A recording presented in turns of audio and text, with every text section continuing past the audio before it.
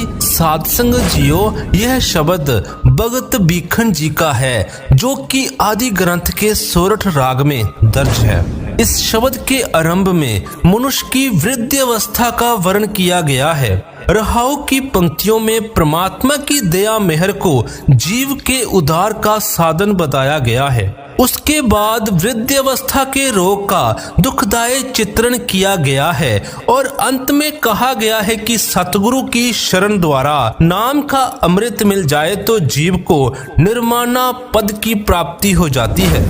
साध संगत जियो, भक्त बीखन जी अपने इस शब्द में कहते हैं कि वृद्ध अवस्था बहुत ही दुखदायी होती है।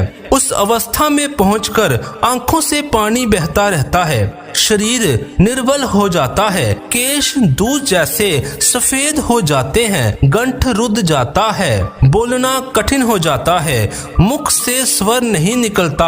आप जी कहते हैं, हे प्राणी, उस अवस्था में पहुंचकर तू क्या कर सकेगा।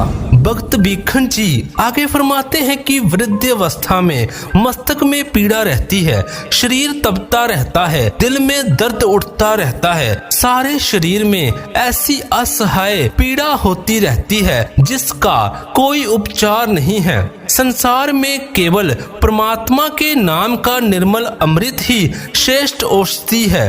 भक्त बीखन जी कहते हैं कि सतगुरु की कृपा से मुझे नाम रूपी अमृत की प्राप्ति हो गई है, इसलिए मैं जन्म मरण के बंधन से मुक्त हो गया हूँ। सत्संग जियो, भक्त बीखन जी जीव को प्रेरणा देते हुए कहते हैं कि बुढ़ापे को सदा सम्मुख रखना चाहिए। आप सीधा प्रश्न करते हैं, हे प्राणी, तू ऐसी दुखदाई दशा में क्या कर पाएगा।